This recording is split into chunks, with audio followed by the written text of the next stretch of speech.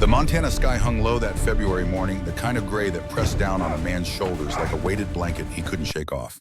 Garrett Sullivan's pickup, a 2008 Ford F-150, with rust bleeding through the wheel wells, rattled over the cattle guard at mile marker 47, sending a metallic clang echoing across the empty valley. He was 43 years old, though the Mirror lately told him he looked closer to 50. 6'1", Your lean last in the way performance men was get when they unacceptable. forget to eat Sir, I regular take full meals with eyes the responsibility. color of See winter that it doesn't fog over happen again. gunmetal. Yes, sir. Gray-blue. The kind of eyes that had seen things they'd rather forget but couldn't. His hands gripped the steering wheel at 10 and 2 knuckles white. Old habits. The kind drilled into you until they became reflex muscle memory that outlasted memory itself. In the passenger seat, Valor sat with military precision. 7 years old, 70 pounds of German Shepherd discipline, wrapped in black and tan fur. His ears stood erect, swiveling independently, like radar dishes cataloging every sound the Montana wilderness offered. A diesel engine 3 miles off. The crack of a branch under snow. The high whistle of wind through pine. The dog wore a tactical harness, forest green with a reinforced handle across the shoulders. Not a pet vest, a working vest. The difference mattered. Garrett hadn't spoken in 40 minutes. Valor hadn't made a sound in 3 hours. That was their language, the comfortable silence of two soldiers who'd learned that words were often just noise that got people killed. The voice in Garrett's head, though, wouldn't shut up. You're running again. This isn't running. This is starting over. Starting over in the middle of nowhere with your last $89,000 better than staying where the ghosts know your address. He'd bought the land site unseen, 160 acres outside a town called Copper Ridge, population 600 and dropping. The realtor's photos showed pine forest, a creek, abundant wildlife, and spectacular mountain views. What they didn't show was a way to forget. But forgetting was the only thing Garrett had left to buy. The flashback hit him at mile marker 49. It always started the same way, with heat, the kind that turned your sweat into steam before it could cool you down, that made the air shimmer like the world itself was melting. Desert. Somewhere he wasn't supposed to remember. Sand the color of old bone. Sky bleached white by a sun that didn't forgive. His voice over the radio, "Charlie team, advance to the compound. I'll cover from Overwatch." Static. Then, "Copy that, sir. Moving now." The kid Thompson, 22 years old, married 3 months, stepping into the alley first. Garrett's scope. The crosshairs. The door he should have seen opening. The sound, not the explosion. Worse, the silence after. The pickup's tires hit gravel, jolting Garrett back to Montana. His breath came short, sharp, the way it did when the past grabbed him by the throat. Valor's head turned. Not fast, deliberate. The dog's gray-blue eyes, almost the same shade as Garrett's, locked onto his face. No whine, no nuzzle, just presence. Solid, real, anchoring. Garrett's right hand left the steering wheel, rested briefly on Valor's neck. The dog's pulse, steady and slow, beat against his palm. "I'm here," Garrett whispered, more to himself than the dog. "I'm here." Valor's tail tapped once against the seat. Acknowledgement. Then the dog returned his attention to the road ahead, ears forward on mission. They didn't talk about the bad days. They just survived them together.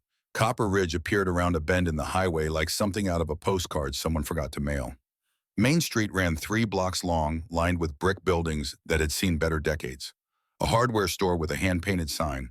A post office that doubled as a DMV. A church with a white steeple that needed paint. And Marlene's place. The diner sat at the corner of Main and Timber Street, a single-story structure with big windows and a neon sign that buzzed even in daylight. Garrett pulled into the gravel lot, killed the engine, and sat for a moment in the silence. Valor's nose twitched. The dog's nostrils flared, processing the 10,000 scents riding the February wind. Fryer grease, pine sap, wood smoke, exhaust from a diesel truck. Something dead in the woods, maybe 2 days old. A dog that had marked the telephone pole yesterday morning. "You eat yet?" Garrett asked. Valor's ear rotated toward him. The dog had eaten at 0600 as he did every morning. Garrett knew this. The question was rhetorical. A way of talking that wasn't about information. "Yeah, me neither." They climbed out. Garrett moved with the careful economy of a man whose back had been thrown against too many walls, whose knees had hit too many floors. Valor hopped down, landed soft despite his weight, and immediately took a position at Garrett's left side. Not healing, guarding. The bell above the diner door jangled when they entered. Conversation stopped. Not hostile, just small town curious. 8 customers scattered across red vinyl booths, most of them north of 60, all of them, white all of them, turning to measure the stranger with the dog that didn't look like a pet. Behind the counter, a woman in her late 50s looked up from pouring coffee. She had steel gray hair pulled into a practical bun, forearms strong from decades of lifting trays, and eyes that had buried a husband and raised 2 sons alone. Her name tag said Marlene. "Morning," she said. Not a question. An evaluation. "Morning," Garrett replied. "Dog friendly. Depends on who's asking." A flicker of a smile crossed Marlene's face. "Sit anywhere." Garrett chose a booth in the back corner, the one with a view of both the door and the kitchen. Valor settled on the floor beside the table, not under it. His body angled so he could watch the entrance, the windows, and Garrett simultaneously. Marlene brought a menu and a glass of water. She glanced at Valor, took in the tactical harness, the alert posture, the disciplined stillness. Military was. Him too, and yeah. She nodded once. Her brother had been Army, Iraq. Came back without his left leg and most of his optimism. "Coffee, please." She poured from a pot that looked older than Garrett. "Breakfast specials, sausage, eggs, hash browns. Toast comes with." "That'll work." "How do you want?" "However the cook makes it." Another nod. She appreciated customers who didn't complicate things. 5 minutes. When the plate arrived, Garrett ate mechanically. Fork, chew, swallow. Fuel, not pleasure. He'd learned in the service that food was just another supply line, and you didn't get sentimental about supply lines. Marlene refilled his coffee halfway through. "You the one bought the old Fletcher property. Small towns. Everyone knew everything before you did." "That's me. 160 acres up past Timber Creek." "Yes, ma'am." She studied him with the frankness of someone who'd earned the right to be direct. "That's good land. Hard land, but good. Fletcher worked it for 40 years before the cancer took him." Garrett's fork paused halfway to his mouth. "Cancer. Lung. Never smoked a day in his life." She said it matter of fact, the way people in small towns talk about tragedies that happen slow enough to become normal. "A lot of that going around here. Has been for years." "That's so?" "Mm-hmm. The mill, well, the mill's closed now, but back in the day it kept the whole town running. Ashford Industries employed 300 people at its peak." She topped off his cup again. "Folks don't talk about it much, but we've had more cancer here than seems right, especially lung and liver." Garrett didn't respond, didn't need to. Marlene wasn't looking for a conversation, just stating facts the way you'd mention the weather. "Anyway," she continued, "welcome to Copper Ridge. Church is Sunday mornings if you're inclined. Hardware stores got most of what you'd need for fixing up the property, and if you need anything else, you just ask." "Appreciate it." She walked away, leaving Garrett with his cooling eggs and a piece of information he hadn't asked for. A lot of cancer. More than seems right. He filed it away. Not his problem. He was here to disappear, not to dig. Valor's attention, meanwhile, had fixed on something near the counter. The cook, a thick man in his 60s with forearms like hams, had stepped out of the kitchen carrying a plate of breakfast sausages. He spotted Valor, and his face lit up with the particular enthusiasm people reserved for dogs they assumed were pets. "Well, hey there, buddy." The cook set down the plate and grabbed a sausage grease glistening on his fingers. "You want a treat." He approached the booth, sausage extended like an offering to a deity. Valor's response was surgical in its precision. First the nose. A single sniff, nostrils flaring just enough to process the scent profile. Pork, yes, but also nitrates, preservatives, fat content, approximately 60% cooked at insufficient temperature to kill trichinosis if present. Then the look. Valor's head tilted exactly 7 degrees to the left. His ears remained forward. His eyes, those gray-blue mirrors of Garrett's own, fixed on the sausage with an expression that could only be described as professional judgment. The dog's gaze slowly lifted from the sausage to the cook's face. Then, with the dignity of a general declining a bribe, Valor turned his head away. Not quickly, deliberately, a conscious choice to reject the offering. The cook stood frozen, sausage still, extended confusion spreading across his face like a stain. Garrett bit the inside of his cheek to keep from smiling. First time in 3 months he'd felt the urge. The cook lowered the sausage. "I've never had a dog turn down food before." "He's particular," Garrett said. "I can see that." The cook retreated to the kitchen, wounded pride trailing behind him like smoke. Marlene watched the whole exchange from behind the counter. When she caught Garrett's eyes, she was grinning. "Your dog just insulted Frank's cooking." "Frank's feelings going to recover." Eventually, but he's going to talk about this for weeks. She shook her head, still smiling. That's a good dog you got there. Best one I know. Where'd you serve? The question wasn't nosy, it was the small town equivalent of a handshake. Here and there. Navy, yeah, she didn't press. In towns like Copper Ridge, you learn to read what people didn't say. The way Garrett's jaw tightened when she asked. The flatness in his voice. The scars you couldn't see but knew were there. Well, she said, you need anything, you let me know. And tell your dog Frank's feelings bruise easy, but he'll survive. Garrett paid in cash, left a $20 tip on a $12 meal, and walked out into the cold February morning. Behind him through the diner window, 8 pairs of eyes watched him go. The property sat 7 miles north of town, accessible by a Forest Service road that hadn't been maintained since the Bush administration. Garrett's pickup bounced over potholes the size of laundry baskets as pine branches scraping the roof like skeletal fingers. The trees here grew thick and old, ponderosa and lodgepole, their trunks black with age and fire scars. Snow clung to the shadows where sunlight couldn't reach, dirty gray and stubborn. When the road finally ended, Garrett parked and climbed out. 160 acres. His now. Every pine, every stone, every shadow. It didn't feel like freedom. It felt like exile. But exile was safer than the alternative. He'd brought supplies in the truck bed, a tent, sleeping bag, propane stove, camp chair, MREs. Enough to survive until he could figure out what came next. Maybe build a cabin. Maybe just stay in the tent until the cold killed him or the past stopped chasing. Whichever came first. Valor hopped out and immediately began a perimeter sweep. Not running, working, nose to the ground, then to the air, cataloging everything that had passed through this space in the last 48 hours. Deer, elk, coyote, a black bear, possibly female, heading toward hibernation sleep. Human scent, old at least 3 weeks. The dog moved in expanding circles, professional and thorough. Garrett started setting up the tent. He'd done this 1,000 times. More. In deserts and jungles and mountains across 3 continents. Pitched tents in sandstorms and monsoons and under enemy fire. This should have been easy. It wasn't. The poles didn't want to connect. The fabric twisted wrong. The stakes refused to bite into the frozen ground. By the time he finished, the tent sagged to the left like a drunk leaning on a lamppost. Garrett stepped back, hands on his hips, staring at his work. It was objectively the worst tent setup he'd executed in 20 years of military service. Behind him, Valor had completed his perimeter sweep and returned. The dog sat at attention, head cocked exactly 7 degrees to the left, studying the crooked tent with an expression that somehow conveyed both concern and judgment. Their eyes met. Valor's head tilted another degree. His ears, perfect triangles of fur and cartilage, rotated slightly forward. His tail remained still. The message was clear, really. This is what we're working with. Garrett felt a laugh building in his chest. Not a big one, just a quiet acknowledgement of absurdity. Yeah, I know. Don't look at me like that. Valor blinked, slowly. The canine equivalent of a disappointed sigh. It'll hold. The dog's expression suggested otherwise. We've slept in worse.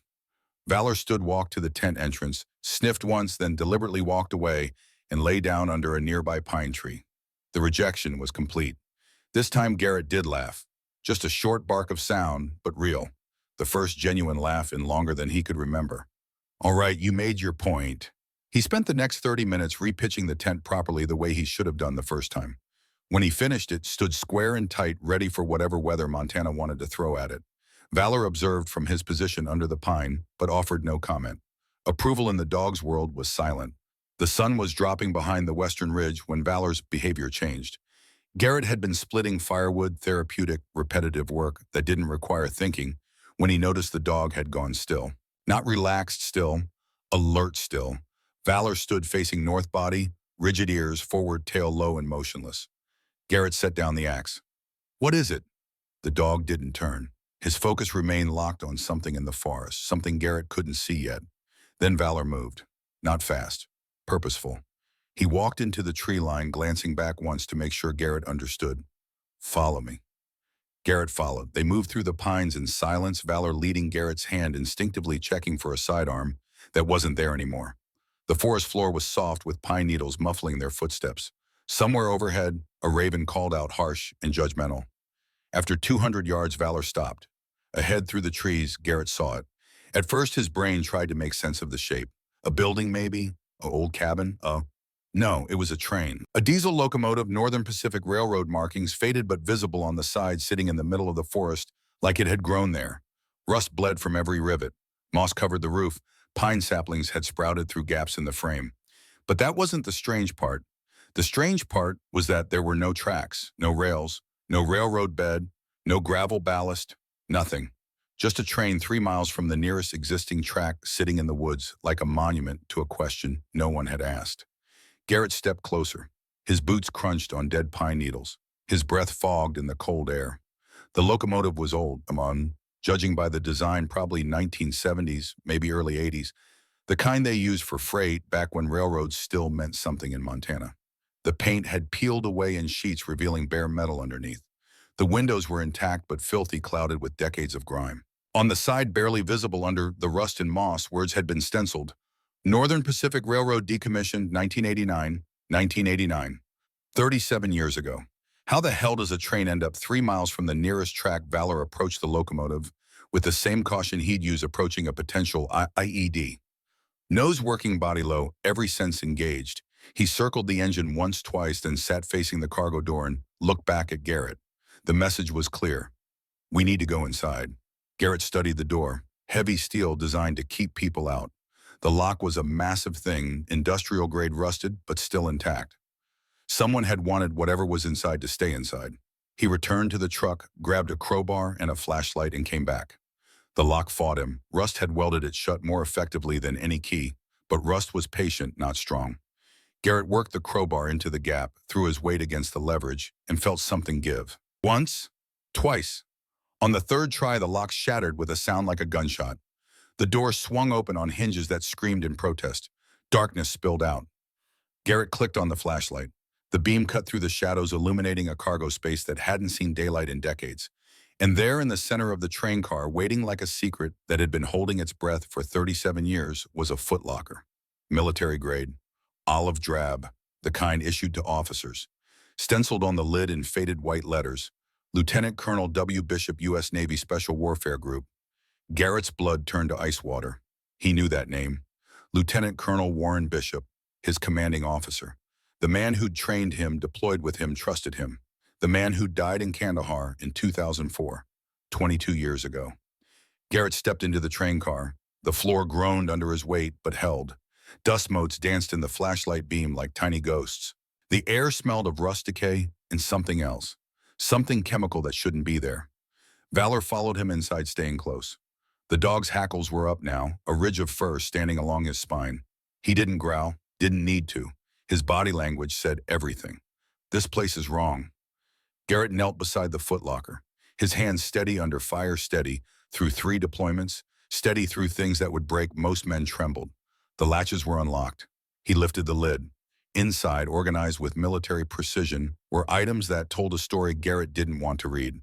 A folded Army field jacket, name tape still visible. Bishop. A Timex wristwatch stopped at 347. A deck of playing cards, the ace of spades on top. Dog tags on a ball chain. Bishop warranty OPOS, Navy. And beneath those items, files. Manila folders, dozens of them, stacked with the kind of care that suggested they mattered more than life itself. Garrett pulled out the first folder. It was a geological survey map. Copper Ridge and surrounding area. But someone Bishop presumably had marked it up with red pen. Circles, arrows. Notes in the margins. Arsenic levels 40 times EP. A limit, 1985. Groundwater contamination confirmed. 47 cases lung cancer, 23 liver cancer, all within 5-mile radius. Garrett opened the second folder. Medical records. Photocopies but legible. Death certificates. All from Copper Ridge. All listing cancer as cause of death. All dating between 1985 and 2005. The third folder contained photographs. Industrial barrels. 55-gallon drums with hazard symbols. A warehouse with Ashford Industries painted on the side.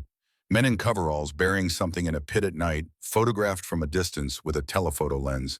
And one photo that stopped Garrett's heart. Warren Bishop alive, standing next to this very train car. The photo was dated on the back, August 2004. 2 months before Bishop supposedly died in Kandahar. Garrett's hands shook harder now. His breath came short. If Bishop was in Montana in August 2004, photographing environmental crimes, Then who the fuck died in Kandahar in October? At the bottom of the footlocker, wrapped in a plastic bag to protect it from moisture, was a cassette tape, TDK brand, the kind they used before digital recording became standard. On the label in Bishop's handwriting, Sullivan, if you're hearing this, you heard God. Garrett stared at those words for a long time. Sullivan, his name. Not whoever finds this. Not to whom it may concern. Sullivan, like Bishop had known. Like he'd planned for this exact moment 22 years in advance. Garrett pulled out his phone, then remembered. No service, not out here. But in the truck, he had an old portable cassette player. The kind he'd kept from his dad's things, the kind nobody made anymore, but somehow still worked. He took the tape, the folders, and Bishop's dog tags. Left everything else as he'd found it. Outside, the February sun was setting behind the mountains, painting the snow orange and gold. Beautiful. Montana was always beautiful, even when it was lying to you. Valor waited by the train car door, patient and alert.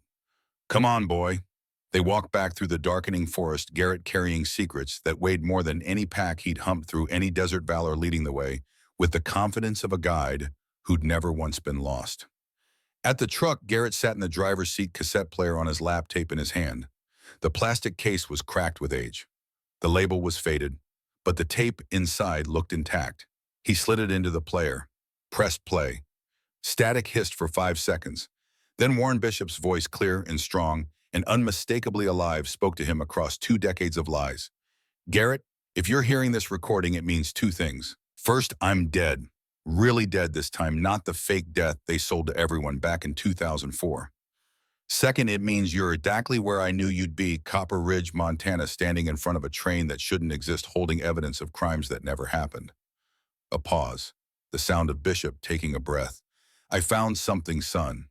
Something Ashford Industries buried in the 1980s. Literally buried. 200,000 gallons of toxic waste in unlined pits less than a mile from the town's water supply. I documented everything. Photos, medical records, geological surveys, everything you need to prove they poisoned an entire town for profit. Another pause. Longer this time. I was going to blow the whistle. Contact the EPA, the FBI, anyone who'd listen. But before I could, they found out. Ashford has connections, Garrett, the kind that make people disappear. So I disappeared first, faked my death, hid the evidence, and waited. I've been living under different names for 20 years now, moving every few months, waiting for the right person to find what I left behind. And I knew it would be you, Garrett, because I know you. I know you blame yourself for Thompson's death. I know you've been running from that guilt ever since, and I know you'll end up in Montana trying to disappear. But here's the thing about running, son. Sometimes God puts something in your path that you can't run from, something that matters more than your pain. And when he does, you have a choice. You can keep running, or you can stay and do what's right. If you're listening to this, Valor refused to let you leave. That dog knows what I know. You're not a man who runs when it matters. You made one mistake. Thompson's death wasn't your fault, but you carry it anyway. Fine, carry it into something that saves lives instead of destroys them. In this footlocker, you'll find everything you need to prove Ashford Industries committed environmental crimes that killed 47 people and counting. Take it to the EPA, the FBI, the press, anyone who will listen. Finish what I started. And Garrett, when you face that choice between the easy road and the right road, remember what I taught you. The only thing necessary for evil to triumph is for good men to do nothing. Don't do nothing. Bishop out. The tape hissed into silence. Garrett sat in the truck cab, staring through the windshield at a Montana sky turning purple with dusk. His hands had stopped shaking.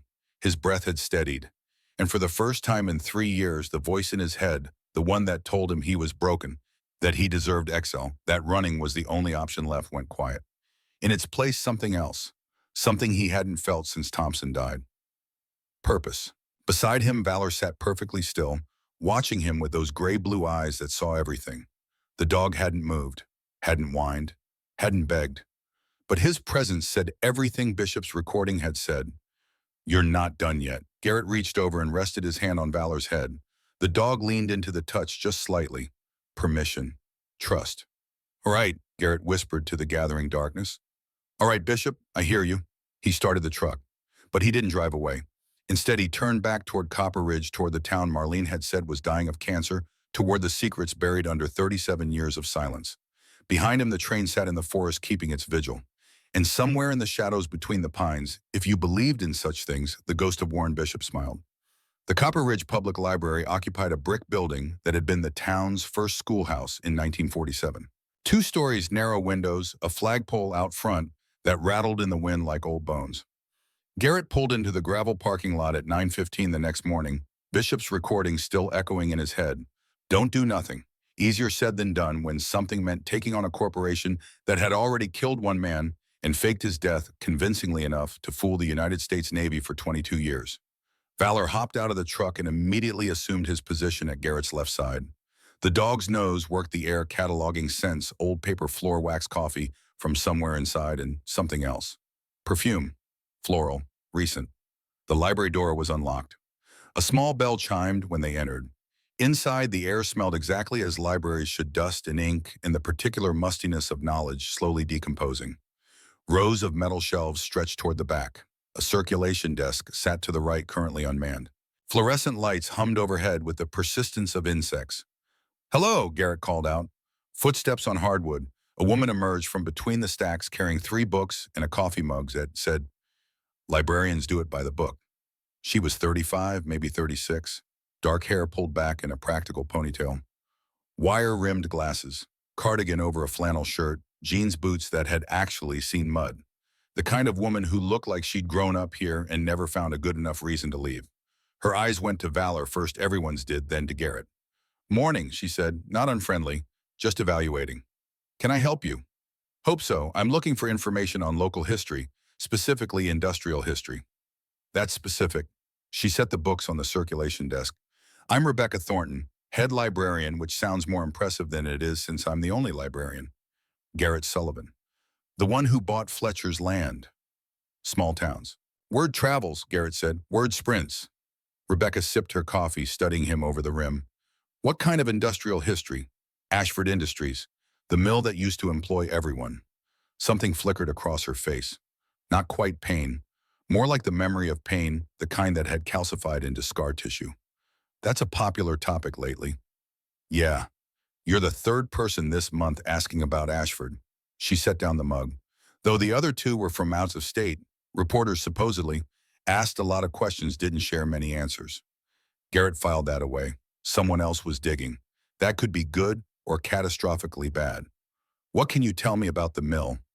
Rebecca studied him for a long moment. Whatever she saw in his face, or maybe what she saw in Valor's steady, disciplined presence, made her decide something. "Follow me." She led him to the back of the library to a section labeled Local History and Archives. The shelves here were older wooden instead of metal, and the books had the brittle look of things nobody had touched in years. Rebecca pulled down a large binder, the kind with rings and plastic sleeves protecting yellowed newspaper clippings. "Ashford Industries," she said, opening it on a reading table. "Founded 1952 by Theodore Ashford, local boy made good. Started as a lumber mill, expanded into chemical processing in the 70s when the timber market crashed. Employed up to 300 people at peak production. Provided 80% of Copper Ridge's tax base." She flipped pages. Photographs showed smiling workers, ribbon-cutting ceremonies, town festivals sponsored by Ashford. All very wholesome. All very American dream. "Closed in 2007, Rebecca continued. "Official reason was economic restructuring. Real reason was they'd extracted everything profitable and left the mess for someone else to clean up." Garrett leaned over the binder. "What kind of mess?" Rebecca's finger tapped one particular photo. Men in coveralls standing next to industrial barrels, the same barrels Bishop had photographed. The chemical processing was pesticides, organophosphates, arsenic compounds, stuff you don't want anywhere near groundwater. The EPA had regulations, obviously, but enforcement out here in the middle of nowhere? She shrugged. Let's just say Ashford Industries and regulatory compliance weren't close friends. Anyone ever investigate? Oh, people tried. Rebecca pulled out another binder, this one thinner. 1985, a group of residents petitioned for water testing. Results came back elevated for arsenic and chromium. Ashford claimed it was naturally occurring, paid for their own study that proved the contamination was geological, not industrial. Convenient. Extremely. She opened to a page of handwritten notes. 1998, another round of testing after a cluster of cancer cases. Same result, same explanation. Same outcome, nothing changed. Garrett scanned the notes. The handwriting was neat, meticulous, someone who cared about getting the details right. Who compiled this? Rebecca's voice went quiet. My father, Douglas Thornton. He worked at the mill for 23 years, quality control supervisor. He started documenting things in the mid-90s when too many of his coworkers started getting sick. He died in 2008, lung cancer, never smoked a day in his life. She said it without emotion, the way you talk about pain that's been rubbed smooth by time. He was 49 years old. Garrett looked at the binder again. Pages and pages of documentation. Names, dates, diagnoses. A man trying to build a case with nothing but a pen and stubborn hope. I'm sorry, he said, because there wasn't anything else to say. Don't be sorry, be useful. Rebecca pulled out a folded piece of paper from the back of the binder. This is a list of everyone from Copper Ridge who died of cancer between 1985 and 2010. 47 names, all of them lived within 5 miles of the mill.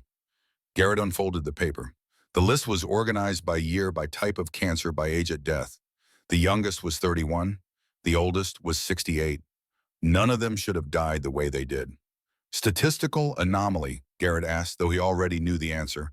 The state health department said so. Ashford's lawyers said so. Insurance companies said so. Rebecca's jaw tightened.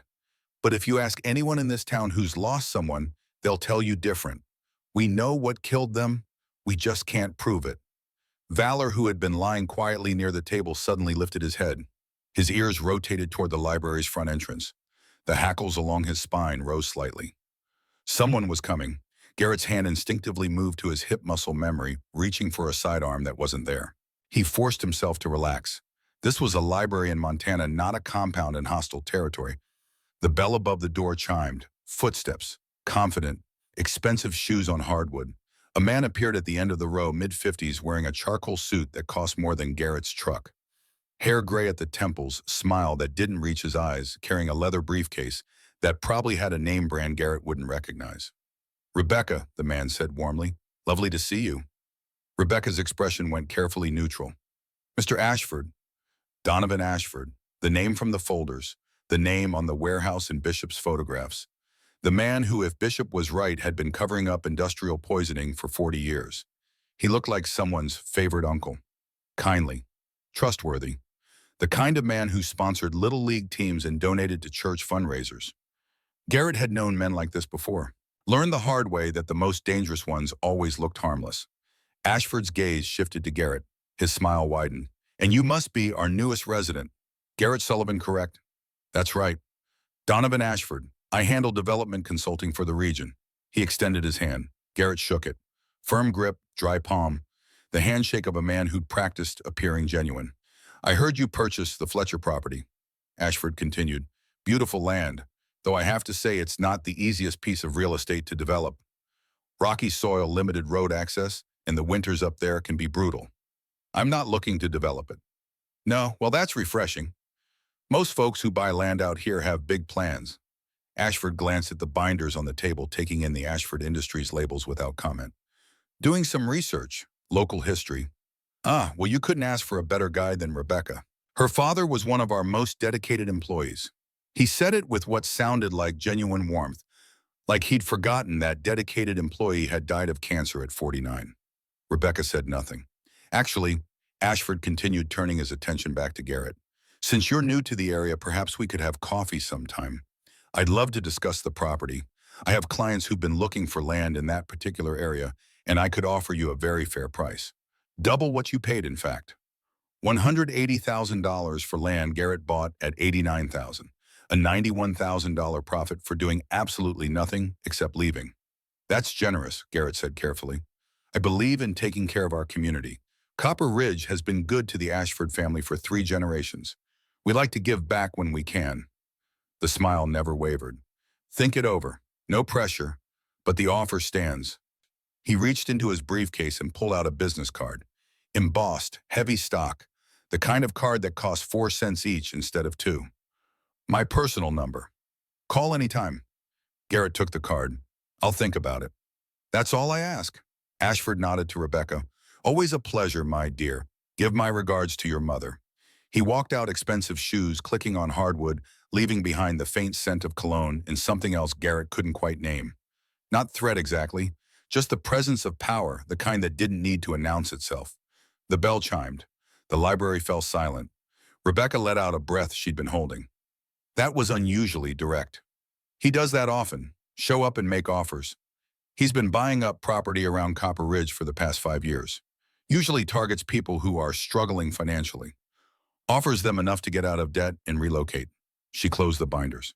Convenient way to make sure nobody's around to ask uncomfortable questions. Valor had remained perfectly still throughout the entire exchange, but his eyes had tracked Ashford's every movement. Now the dog rose and walked to the library entrance, nose working the floor where the man had stood. The hackles were still up. Your dog doesn't like him, Rebecca observed. Valor doesn't like anyone, but he really doesn't like him. Smart dog. Garrett pulled out his phone, pretended to check messages he knew wouldn't be there, then said carefully, "You mentioned 2 reporters asking about Ashford Industries. They find anything useful? If they did, they didn't share it." Rebecca studied him with the same evaluating look from earlier. "Why are you really asking about all this, Mr. Sullivan?" Garrett. Garrett then, why? He could lie, should lie. The smart play was to thank her for the information, walk away, hand everything to the FBI, and let professionals handle it. But Bishop's voice was still in his head, and the list of 47 names was still on the table. And Rebecca Thornton was standing there looking at him like she'd been waiting years for someone to finally ask the right questions. "I found something," Garrett said, "on my property. Evidence that suggests Ashford Industries buried toxic waste in unlined pits in the 80s. 200,000 gallons less than a mile from the town's water supply." Rebecca's face went very still. "What kind of evidence?" "Documents, photographs, geological surveys, medical records, everything needed to prove contamination." "Where did you get this?" "Can't tell you that yet, but it's real, and it's detailed. Someone spent years documenting everything." Rebecca sat down slowly like her legs had stopped working. "My father," she whispered. "He always said someone would find it eventually. Said the truth couldn't stay buried forever." "Your father knew about this." "He suspected. Tried to prove it. But he didn't have resources, didn't have money for independent testing, didn't have lawyers." She looked up at Garrett. "And then he got sick and didn't have time." Garrett pulled out his phone again, this time opening the photos he'd taken of Bishop's documents. He showed her the geological survey with the red annotations. Rebecca's hand went to her mouth. This is everything we needed. Where did you find this?" "The train," Garrett said, "the one in the forest on my property." "There's a train on your property. Northern Pacific Diesel, decommissioned 1989, sitting 3 miles from the nearest track with no way to have gotten there." Rebecca stared at him like he'd started speaking in tongues. "That's impossible." "I thought so too. But it's there, and so is a footlocker full of evidence." He swiped to another photo, the one of Bishop, standing next to the train car dated August 2004. "Who is that?" Rebecca asked. "Someone who tried to do what your father tried to do. Someone who didn't make it." Rebecca studied the photo for a long time. When she looked up, her eyes were hard. "What are you going to do with this?" "I don't know yet. FBI, API, maybe both. But I need to understand what I'm dealing with first. Who Donovan Ashford really is, what kind of resources he has. Who else might be involved?" "He's connected," Rebecca said. "Not just locally, state level, maybe federal. His uncle was a senator in the 90s. His cousin works for the Montana Attorney General's office, and he's got enough money to make problems disappear. People too. I don't know, but I wouldn't want to test it." Garrett looked at the list of names again. 47 people, 47 families, 47 funerals where someone like Donovan Ashford probably sent flowers and spoke about tragedy while knowing exactly what had caused it. "I need copies of everything you have," he said. "Your father's notes, the water testing results, the list of names, all of it." "Why, Mom?" "Because if I'm going to take this to federal authorities, I need more than one man's documentation. I need corroboration, independent sources, a pattern they can't dismiss." Rebecca nodded slowly. "I can make copies. But Garrett, be careful. My father tried to expose this and he ended up dead. The man you won't tell me about tried, and apparently he ended up dead too. Ashford doesn't lose. Everyone loses eventually. Maybe, but he's been winning for 40 years. Valor's head suddenly snapped toward the window. His body went rigid, ears forward, staring at something in the parking lot. Garrett moved to the window. A black Mercury Grand Marquis sat 3 spaces away from his truck. 2 men in the front seat, both watching the library. Not hiding, just observing. "Friends of yours?" Rebecca asked. Never seen them before. But he'd seen the type. Security, private contractors. The kind of muscle that corporate money bought when it needed problems handled quietly. "Looks like Ashford wants to make sure I think about his offer," Garrett said. "Or make sure you don't think about anything else." Garrett pulled out his phone and snapped a photo of the sedan, zoomed in on the license plate. Montana tags. He'd run them later, though he suspected they'd come back registered to an LLC with a P.O. box address. "I should go," he said. "The longer I stay, the more attention this draws." Rebecca was already gathering the binders. "Give me your email. I'll scan everything and send it tonight." They exchanged information. Garrett headed for the door, Valor at his side. "Mr. Sullivan," Rebecca called after him. He turned. "Thank you," she said quietly, "for not running. A lot of people would have sold that land and left." "Day's not over yet." "No, but you're still here." Outside, the February sun had broken through the clouds, turning the snow on the distant peaks brilliant white. The kind of beautiful that made you forget Montana could kill you if you let your guard down. Garrett walked to his truck, aware of the Mercury's occupants tracking his movement. He didn't look at them directly, didn't acknowledge them, just climbed in, started the engine, and drove away like he had nothing to hide. In his rearview mirror, the sedan pulled out and followed. Not close, professional distance, maybe 3 cars back. Valor watched them through the rear window, silent and evaluating. "Yeah," Garrett said. "I see them too." He drove back toward his property, the Mercury following for the first 2 miles before peeling off at a crossroads and disappearing down a service road. Message delivered, message received. "We're watching. We know where you live. We know what you're doing." Garrett's jaw tightened. Back at the campsite, he spent the afternoon organizing Bishop's documents, photographing every page, creating backups, uploading encrypted files to a cloud server. The kind of digital redundancy that meant if something happened to the physical evidence, the information would survive. The kind of preparation you made when you knew someone might try to make sure evidence disappeared. At 4:30, his phone buzzed. Unknown number. He almost didn't answer, but curiosity or maybe instinct made him pick up. "Mr. Sullivan." A voice, male, electronically distorted, the kind of filter that turned human speech into something mechanical and cold.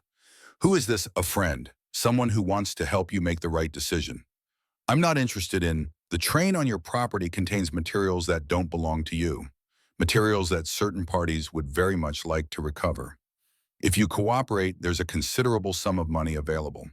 If you don't cooperate," the voice trailed off. The threat hung in the silence. "If I don't cooperate, what?" Garrett asked. "Montana is beautiful but dangerous, Mr. Sullivan. Accidents happen. People get lost in the wilderness. Forest fires start. It would be tragic if something happened to you, or to that loyal dog of yours." The line went dead. Garrett stared at his phone. They'd threatened Valor, threatened his dog. Something cold and surgical clicked into place in Garrett's mind. The part of him that had learned to operate in hostile territory, the part that didn't negotiate with threats. He looked at Valor, who was lying near the tent watching him with those gray-blue eyes that missed nothing. "They just made a mistake," Garrett said quietly. The dog's tail thumped once. Agreement. At 6 o'clock, Garrett's phone rang again. This time a number he recognized. Marlene's place. "Garrett," Marlene's voice tight with urgency. "You need to get to town, now." "What happened?" "There's a boy missing. Liam O'Connor, 9 years old, went hiking with his older brother this afternoon near the old Ashford mine. Brother came back. Liam didn't." Garrett was already moving, grabbing his pack, his flashlight checking Valor's tactical harness. "How long's he been gone?" 3 hours. Search and rescue is organizing, but Sheriff Briggs says they can't go into the mine area until morning. Says it's too dangerous in the dark." "Where's the mine?" "North of your property, maybe 2 miles. But Garrett, there are collapsed shafts, toxic gas pockets from the old mining operations. People have died up there." "I'm on my way." He hung up, looked at Valor. "You ready to work?" The dog was already standing, body coiled, waiting for the command. They drove into Copper Ridge as the sun dropped behind the western ridge, painting the town in shades of orange and shadow. Main Street was crowded with trucks. People gathered outside the sheriff's office, fear etched on every face. Garrett parked and walked toward the crowd. Valor stayed close, ignoring the people focused on Garrett. Sheriff Briggs stood on the steps, 60 years old and 20 pounds overweight, trying to calm a woman who was clearly Liam's mother. Tears streaked her face. Her hands shook. Ma'am, I understand, but we cannot send people into that mine complex in the dark. It's suicide.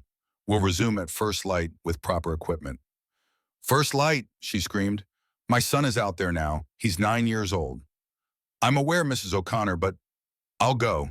Everyone turned. Garrett stepped forward. I'll go look for him. Sheriff Briggs' expression hardened. Mr. Sullivan, I appreciate the offer, but this isn't some kind of movie. That mine is a death trap. Unstable shafts, arsenic gas pits that drop 40 feet with no warning. I've worked in worse conditions. Yeah, with all due respect, you're not a trained search and rescue professional. No, but I'm a trained Navy SEAL with a K-9 who's worked search operations in 3 combat zones, and that boy doesn't have until morning. The crowd went quiet. Mrs. O'Connor grabbed Garrett's arm. Please, please find my son. Sheriff Briggs studied Garrett for a long moment. Whatever he saw in Garrett's eyes, the steadiness, the certainty, the complete absence of doubt made him sigh. Against my better judgment, the sheriff said, but if you die up there, I'm not sending more people to recover your body. Fair enough. Garrett turned to leave, but Valor didn't follow. The dog sat on the sidewalk, looking back toward the truck. Garrett frowned. Valor, come. The dog didn't move it from him. Valor, still nothing. The dog just sat there staring at the truck, then at Garrett, then back at the truck. What is it, boy? Valor stood, walked to the truck, then walked back to Garrett. Repeated the action 3 times. And then Garrett understood. The dog wasn't refusing to go. He was refusing to let Garrett go alone without preparation. You're right, Garrett said quietly. We need gear. He opened the truck bed, pulled out the pack he'd assembled earlier. Rope, first aid kit, emergency blanket, water, energy bars, headlamp, chemical light sticks.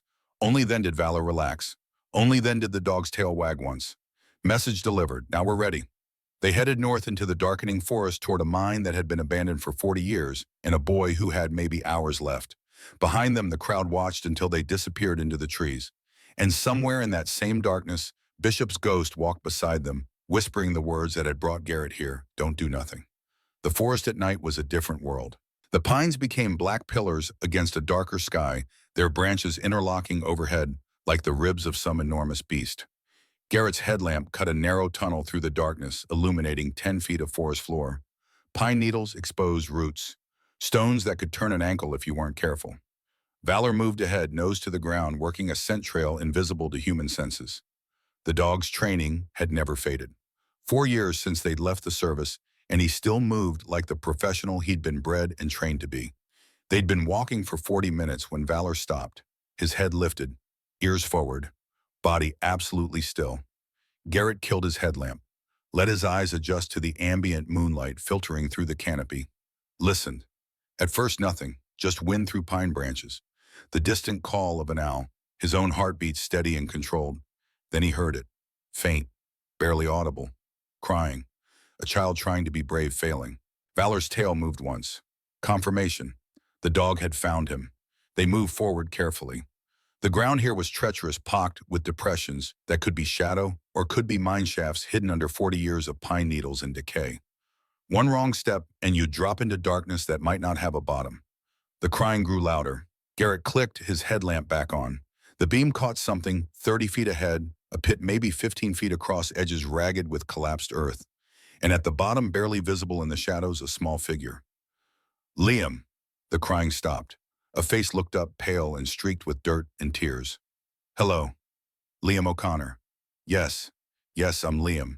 Are you here to get me? Garrett approached the edge, carefully testing each step.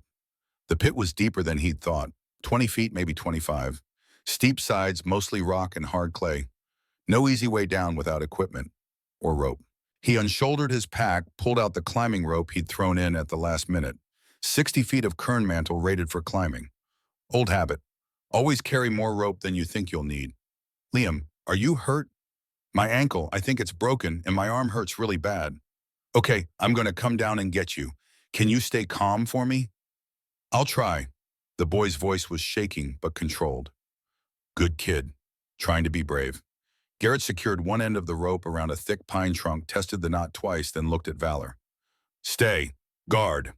The dog sat assuming watch position at the pit's edge, His job now was to make sure nothing approached while Garrett was vulnerable. The descent was slow.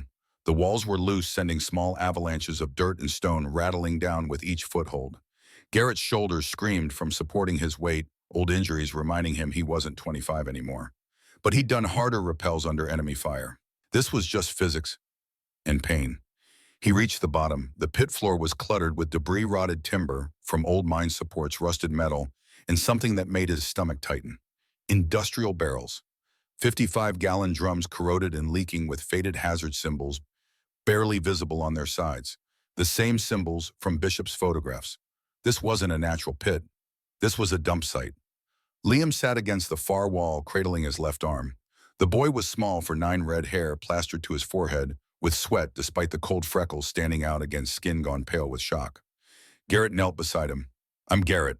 I'm going to get you out of here, but I need to check your injuries first." "Okay. Okay." He ran through a quick field assessment. The ankle was swollen, possibly fractured. The arm had an ugly bruise forming, but no obvious deformity. Likely a deep contusion, maybe a hairline fracture. Painful but survivable. What worried him more was the boy's breathing. Shallow, rapid, and the smell in the pit, chemical acrid, burning the back of Garrett's throat. The barrels were leaking. Had been for years, probably decades. And whatever was inside them was turning the air toxic. They needed to get out. Now. "Liam, I'm going to carry you up. It's going to hurt your arm and ankle, and I'm sorry about that. But we can't stay down here. Understand?" The boy nodded, jaw clenched. Garrett fashioned a quick harness from the rope securing Liam to his chest, the way he'd carried wounded soldiers in another lifetime. The boy weighed maybe 70 pounds. Light. But climbing one-handed with that weight would be brutal. He started up. The walls crumbled under his boots. Loose rock and clay cascaded down, pelting them both. Garrett's fingers found holes in the rock, face old calluses tearing open against stone. His shoulders burned. His lungs screamed for clean air. Halfway up, his left boot lost purchase. He slid 6 inches before catching himself, Liam crying out as the sudden jolt jarred his injuries. "Hang on, buddy. I've got you." 10 more feet, then 5. Valor appeared at the edge, looking down with those watchful eyes. The dog's presence alone gave Garrett something to focus on. Something real and solid in a world that had become pain and darkness and chemical stink.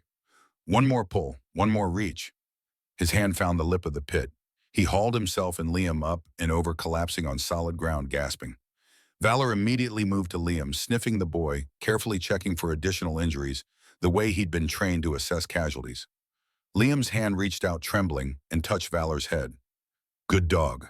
Valor's response was immediate, a slow, deliberate blink, the canine equivalent of tolerating the compliment while making it clear he was a professional, not a pet. Despite everything, Garrett almost smiled. He pulled out his radio. "Sheriff Briggs, this is Sullivan. I have the boy. He's alive, injured, but stable. We're coming out." Static, then the sheriff's voice thick with relief. "Copy that. Medical is standing by." Garrett fashioned a splint for Liam's ankle using branches and spare rope, then lifted the boy onto his back. Lighter than a full pack, easier than carrying wounded through hostile territory. But his body remembered. The old injury in his lower back flared. The scar tissue in his right shoulder pulled tight. He was 43 years old, not 23, and his body wouldn't let him forget. They started back toward Town Valor, ranging ahead, checking the path, making sure it was safe. Step by step, he pushed forward. Long, painful minutes where Garrett's legs threatened to give out, where Liam whimpered despite trying to be brave, where the February night pressed down with cold that bit through clothing and settled into bones. But they walked. One step, then another. The way you survived anything by refusing to stop moving forward. The lights of Copper Ridge appeared through the trees like a miracle. Mrs. O'Connor's scream when she saw them was pure relief. She ran forward, tears streaming, pulling her son into her arms with the desperate strength of someone who thought they'd lost everything. The crowd erupted in applause. Garrett stood apart, suddenly exhausted, feeling the adrenaline drain away and leave only pain in its wake. Sheriff Briggs approached, hand extended. "That was either very brave or very stupid, Mr. Sullivan." "Probably both. Either way, you saved that boy's life." The sheriff's grip was firm, genuine. "Thank you. Don't thank me. Thank him." Garrett nodded toward Valor, who sat calmly beside him, ignoring the attention professional to the end. Marlene pushed through the crowd, carrying 2 steaming cups of coffee. She pressed one into Garrett's hands. "You look like you could use this." "I could use about 10 of these. I'll keep them coming." She glanced at Valor. And I owe your friend here the finest steak I can cook. On the house. Forever. For the first time since entering the forest, Valor's tail wagged. Once. Acknowledgement. Garrett was about to respond when his phone buzzed. Text message. Unknown number. He opened it. A single photograph. His truck parked outside the library earlier that day. Taken from a distance, probably telephoto lens. Below it, 3 words leave Copper Ridge. He showed it to the sheriff. Briggs's face hardened. That a threat? Seems like it. You want to file a report? Garrett thought about it. Thought about what filing a report would do, create a paper trail, draw attention, potentially warn whoever sent the message that he was taking them seriously. Not yet, he said. Your call. But Mr. Sullivan, be careful. We've had people go missing around here. People who asked too many questions about things powerful folks didn't want asked about. Like who? The sheriff looked around, lowered his voice. You know there was an environmental activist came through here in 2004. Name was something Bishop, I think. Asked a lot of questions about the old mill. Then one day he just disappeared. Left his motel room, left his car, left everything. Never seen again. Garrett's blood went cold. What happened to him? Official story, probably got lost hiking and died of exposure. His body never turned up. But that happens in Montana. Wilderness swallows people whole sometimes. Briggs paused. Unofficial story. He was getting too close to something Ashford Industries didn't want known. And nobody investigated. Investigated what man disappeared. No crime scene, no witnesses, no body. Just another tragedy in a town that's seen too many. Garrett looked down at his phone at the threat still glowing on the screen. They'd killed Bishop. Or made him disappear so convincingly it amounted to the same thing.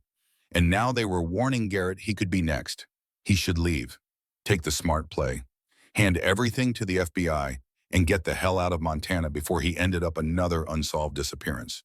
But when he looked up, he saw Mrs. O'Connor holding. Liam saw Rebecca Thornton standing at the edge of the crowd watching him, saw Marlene with her coffee pot and her determination to feed everyone who needed feeding, saw a town that had been poisoned and lied to for 40 years. And he thought about Thompson. About the kid who died because Garrett made the wrong call. About all the calls he'd made, since that were about running, about hiding, about choosing safety over what was right. Valor pressed against his leg. Solid, real, anchoring.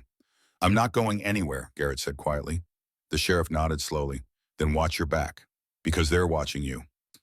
That night, Garrett drove back to his property with Valor in the passenger seat.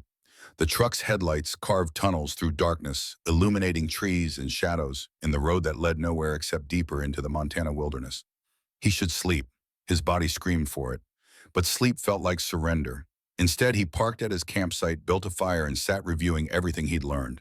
Bishop's documents, Rebecca's father's notes, the list of names, the photographs, 40 years of evidence that proved Ashford Industries had poisoned an entire town.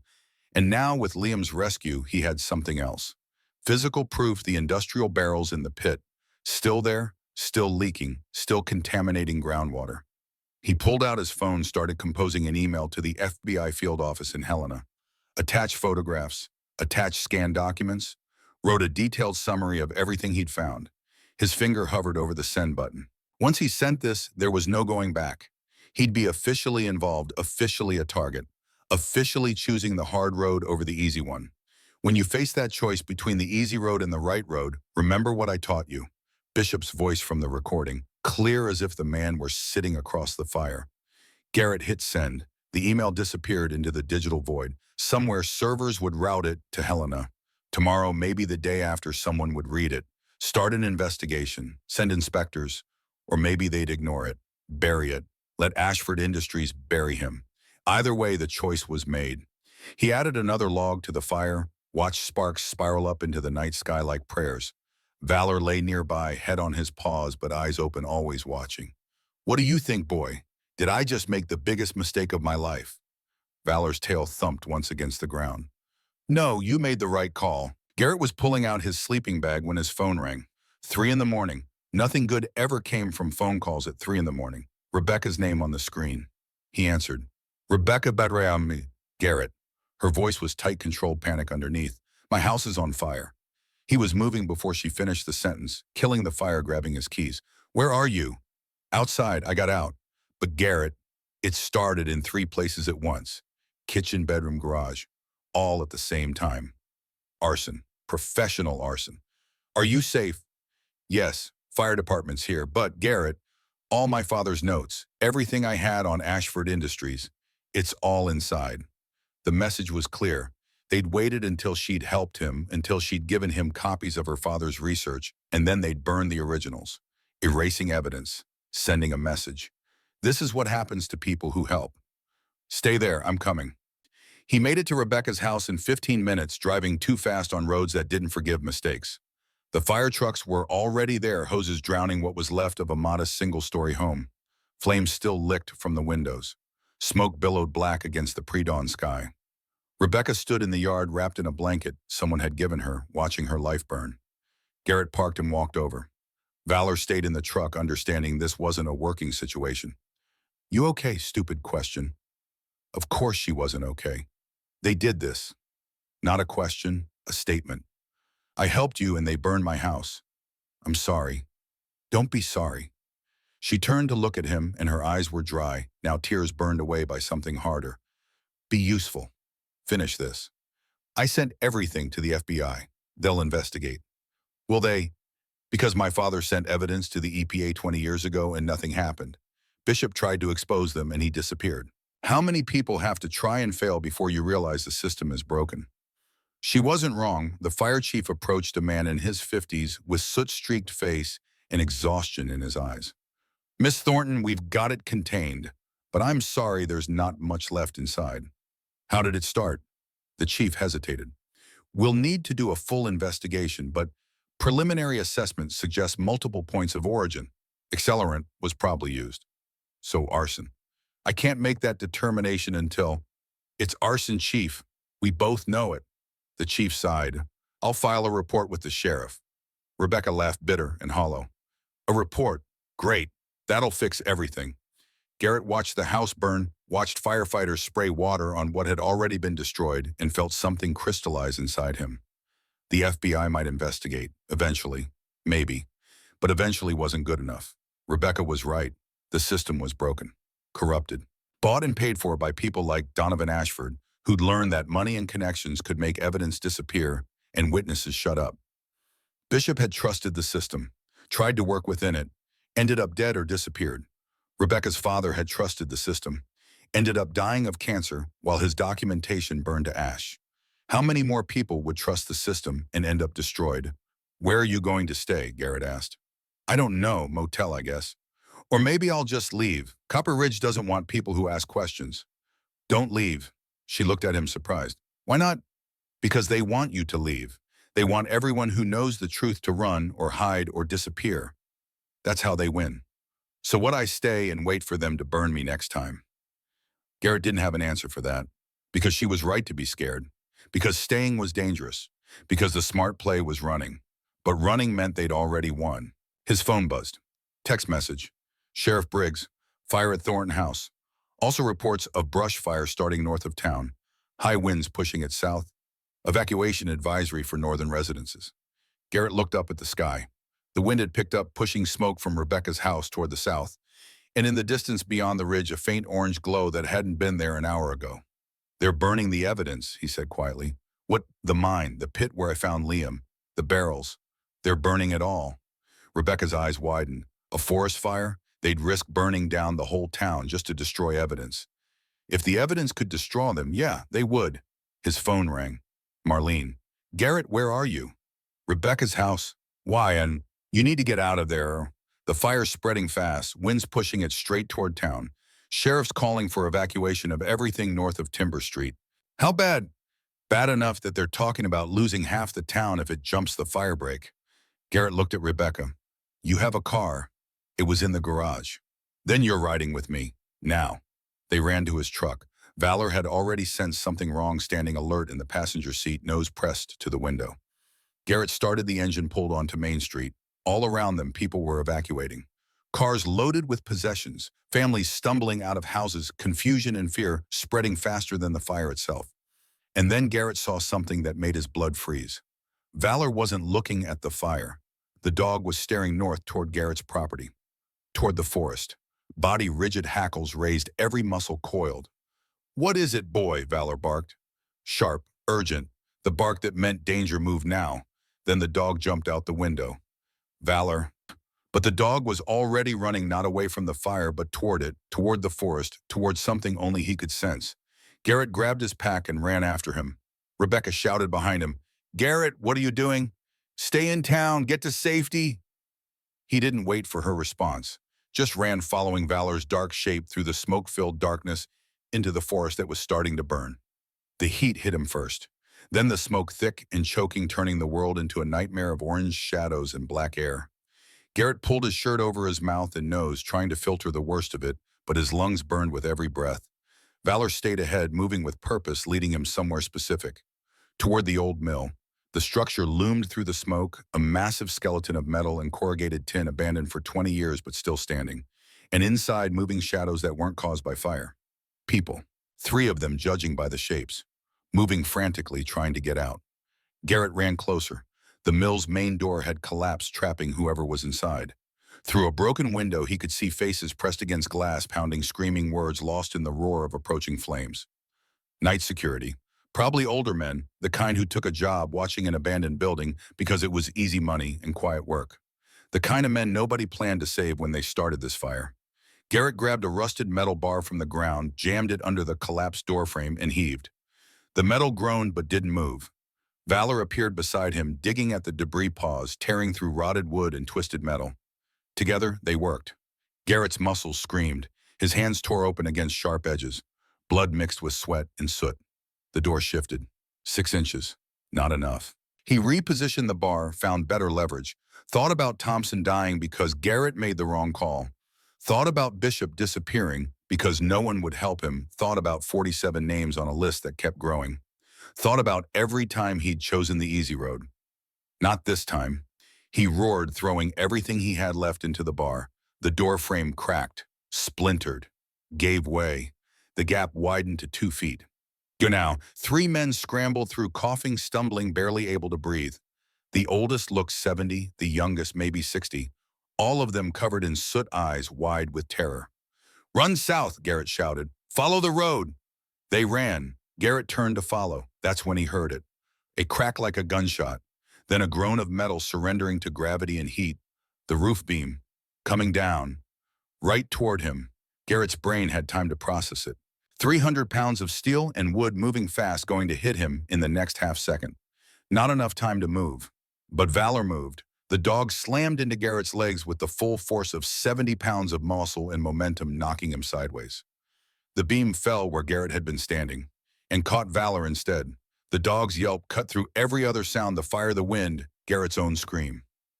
Valor went down, pinned under the beam, hind leg crushed beneath metal and wood. No, Garrett grabbed the beam. Impossible weight, impossible angle, but nothing was impossible when it was Valor. He lifted, muscles tearing, back screaming, something in his shoulder popping loose. The beam rose 6 inches. "Move, boy, move." Valor tried, dragged himself forward with his front legs, hind legs useless, whimpering with pain, but still trying, still fighting. The beam came down again as Garrett's strength failed, but Valor was clear. Garrett collapsed beside him, hands shaking, vision blurring. He felt the dog's ribs, his legs checking for injuries through the smoke and darkness and terror. The left hind leg was bad, bone broken, maybe shattered, blood matting the fur. But Valor was breathing, conscious, looking at Garrett with those eyes that had witnessed death but never surrendered to it. "I'm not leaving you," Garrett whispered. "Not this time. Never again."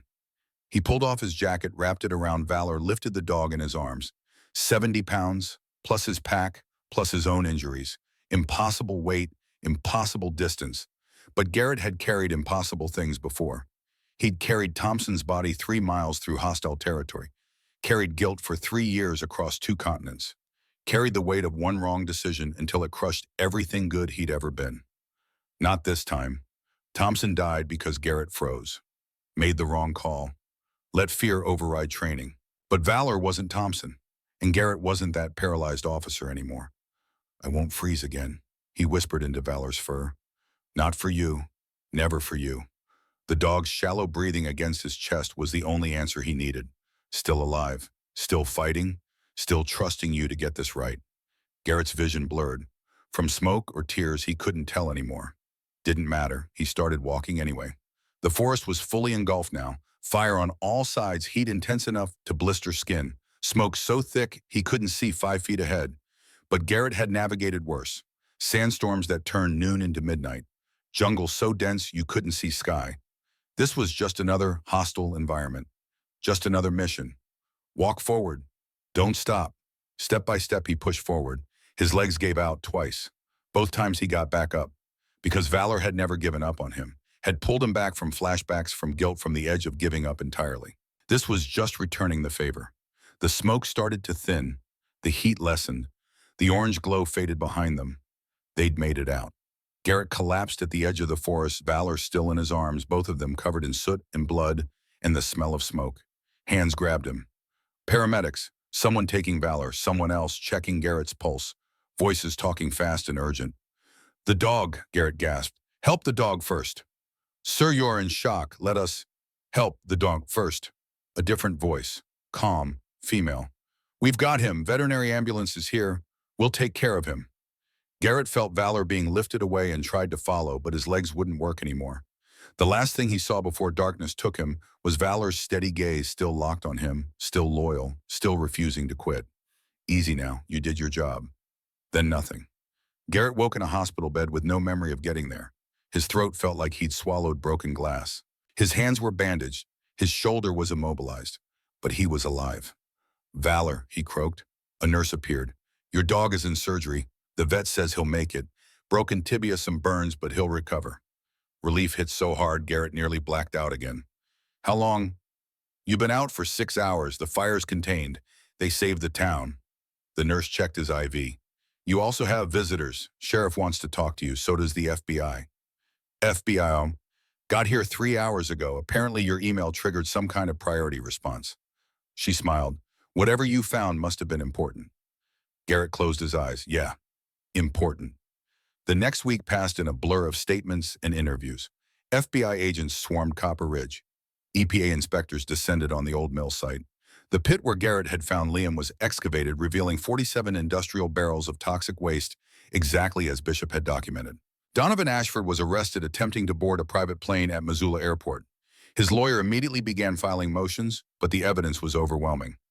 Bishop's documentation, Rebecca's father's notes, Garrett's photographs, the physical barrels, water testing that showed contamination levels 40 times the legal limit, 40 years of poisoning, 47 deaths, all proven. Federal prosecutors were seeking 40 years in prison. The evidence was overwhelming. Ashford Industries would be dismantled, assets liquidated to fund victim compensation. Justice slow but certain. The case would take years to prosecute.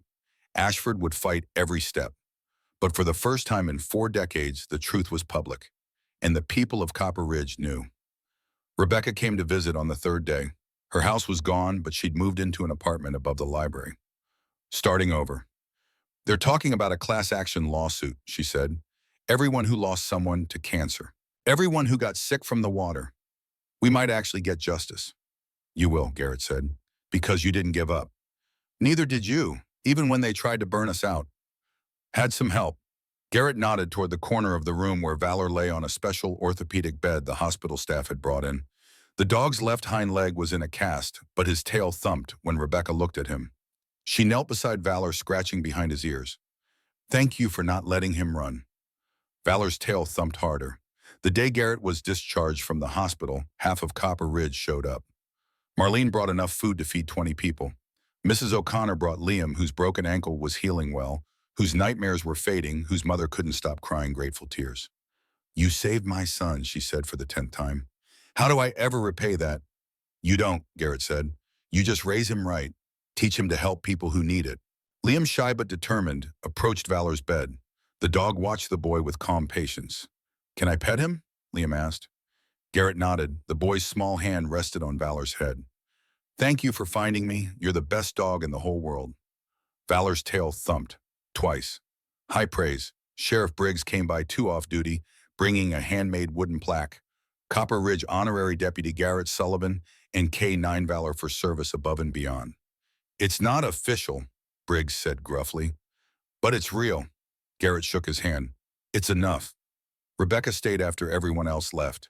She pulled a folder from her bag. My father kept a journal. I found it in a fireproof safe he'd hidden in his workshop. She opened it to the last page. This is what he wrote 3 days before he died. Garrett read, "You're reading this, I'm gone, but the truth isn't. Someone will find it. Someone brave enough to finish what I started. Tell them thank you. Tell them it mattered." Garrett's throat tightened. He knew. He always knew. Just like Bishop. Rebecca smiled through tears. They're both proud of you. I'm sure of it. I'm not a hero. No, you're something better. You're someone who stayed. 2 weeks after the fire, Garrett received a certified letter at the hospital. The return address read, Whitaker and Associates Estate Law, Helena, Montana. He opened it with one hand, the other still bandaged. Inside was a single sheet of letterhead and a cashier's check that made his breath catch. $340,000. The letter was brief. Dear Mr. Sullivan, I represent the estate of Warren Thomas Bishop, deceased. Per the terms of his last will and testament, executed January 2004, and held in trust pending specific conditions, you are named as sole beneficiary. Conditions for inheritance: 1. You must locate evidence cache at specified coordinates. 2. You must present evidence to federal authorities. 3. You must choose to stay when leaving would be easier. Our firm has monitored news reports confirming you have fulfilled all 3 conditions. The inheritance consists of cash assets $340,000 attached, real property 160 acres, Copper Ridge, Montana, deed transferred to your name effective immediately. Personal effects already in your possession. Lieutenant Colonel Bishop's final instructions were, tell Garrett he was always better than he believed. The only mission he ever failed was learning to forgive himself. Now he knows.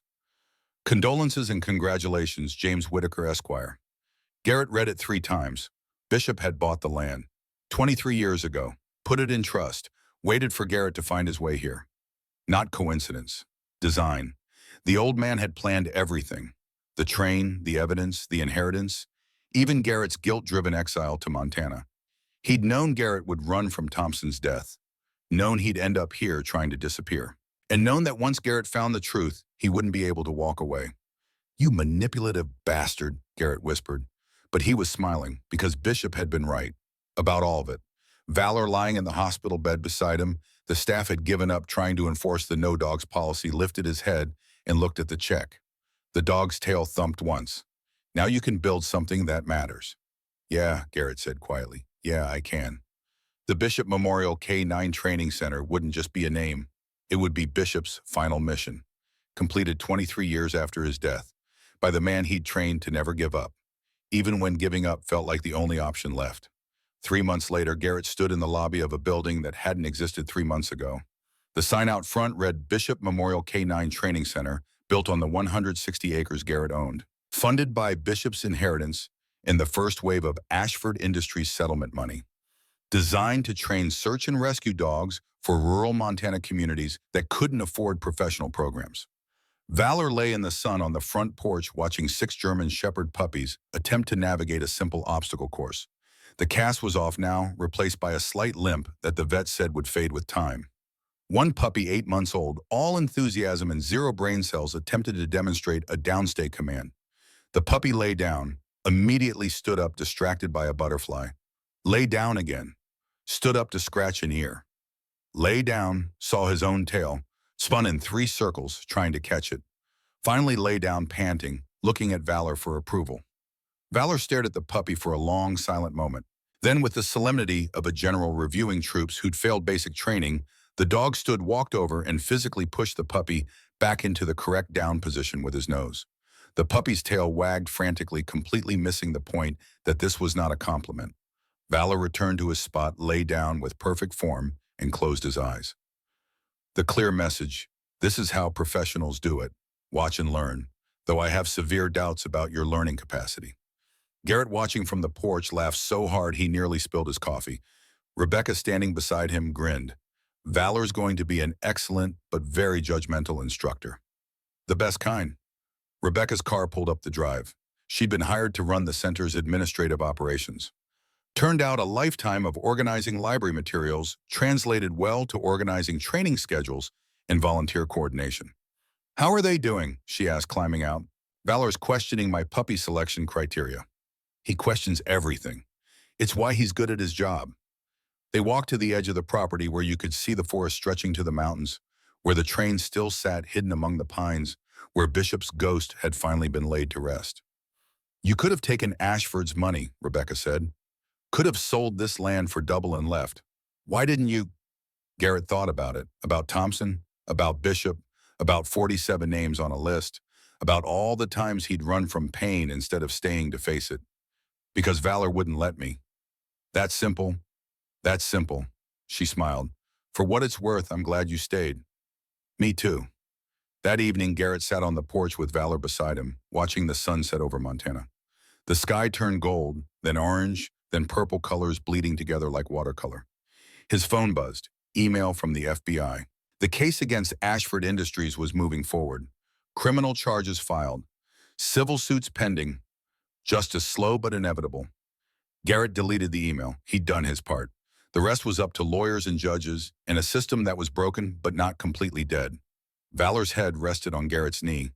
The dog's breathing was slow and steady, the rhythm of peace. You know what Bishop said in that recording? Garrett asked quietly. He said, sometimes God puts something in your path you can't run from. Something that matters more than your pain. Valor's tail thumped once. I think he meant you. The tail thumped again. Because you wouldn't let me keep running. Wouldn't let me choose easy over right. Wouldn't let me forget that sometimes the only thing necessary for evil to triumph is for good men to do nothing. Garrett looked out at the forest, at the mountains, at the sky turning dark. I spent 3 years doing nothing, hiding, running, letting guilt turn me into someone I didn't recognize. He scratched behind Valor's ears, felt the dog lean into the touch. But you knew something I forgot. You knew I wasn't done yet. Knew I had one more fight left. The stars were coming out now, distant lights in an infinite darkness. Thank you for not giving up on me. Valor's response was to press closer, solid and warm and real. The kind of presence that didn't need words. Garrett pulled out his phone one more time, opened the voice recorder, pressed record. This is Garrett Sullivan. If you're hearing this, it means you're standing where I stood 3 months ago, looking at evidence of something wrong, something you could ignore and walk away from, something that would be easier to let someone else handle.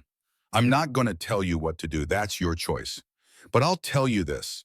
Sometimes miracles don't come like lightning from heaven. Sometimes they come as quiet warnings you almost miss, as loyal friends who refuse to let you run, as the courage to stay when leaving would be easier. I had a commanding officer who died trying to expose the truth. I had a dog who wouldn't let me ignore it. I had a choice between comfort and conscience. I chose conscience, not because I'm brave, because I was too tired of running. Whatever you're facing right now, whatever wrong you've discovered, whatever fight you're trying to avoid, remember this: evil wins when good people do nothing. And you're here reading this, which means you're not the kind of person who does nothing. Oh, stay, fight, trust the loyal friend beside you, whether that's a Yurka or a person, or that still small voice that won't shut up no matter how hard you try to ignore it. And if you're scared good, that means it matters. That means you're still human enough to care. The world needs people who care more than they're scared. Bishop knew that. Valor knew that. Eventually I figured it out too. Now it's your turn. Don't do nothing. He stopped recording, saved the file, uploaded it to the cloud, to the center's website, to anywhere someone might stumble across it when they needed to hear it most. Because Bishop's message had reached him across 22 years. Because someone else someday would need the same reminder. Because the fight never really ended. It just passed from one person to the next, a relay race of conscience spanning generations. Valor stood stretched, then walked to the edge of the porch. The dog looked back at Garrett, that tail wagging slowly. Come on, one more walk before bed. Garrett smiled. Yeah, I'm coming. They walked into the Montana darkness together, man and dog, both of them scarred, both of them, healing, both of them refusing to quit. Behind them, the Bishop Memorial K-9 Training Center glowed with warm light. A promise kept, a legacy honored, a future built on the stubborn insistence that some fights were worth staying for.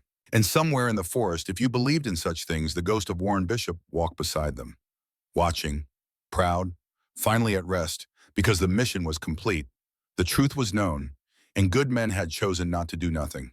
The end. Epilogue. Voiceover. Final scene. Sometimes miracles don't arrive like thunder shaking the earth. Sometimes they arrive as gentle warnings we almost miss, as loyal companions who refuse to let us run from what matters, as the courage to stay when every instinct screams to leave. Lieutenant Colonel Warren Bishop knew the truth could save lives. But truth needs protectors, brave souls willing to carry it forward when others fall. Rebecca's father knew. He documented crimes until cancer silenced him. Bishop knew. He hid evidence until someone worth trusting could find it. Valor knew. He refused to leave when leaving made sense. And Garrett Sullivan, a man running from guilt, from pain, from the weight of one wrong decision, learned what they all knew. Sometimes God doesn't change our circumstances to make them easier. He places the right companion beside us and waits to see if we have the courage to listen. In this story, a dog refused to abandon a mission his handler didn't know he needed to complete. In your life, that companion might be different. A friend who won't let you quit. A conviction that won't stay silent. A still small voice that calls you towards something bigger than your fear. The question isn't whether you'll face that choice. The question is whether you'll honor it. Today, someone needs you to stay, to fight, to choose conscience over comfort. Not because it's easy, because it's right. And because loyal hearts, whether human or canine, always choose to stay. If this story reached you, share it with someone who needs to hear it. Comment below. What moment in this story will stay with you? Subscribe for more stories about loyalty, faith, and the redemption found when we stop running from who we're meant to be. May God bless you and keep you. May He guide your steps beyond your fear, and may He place loyal companions on your path when you need them most. Amen.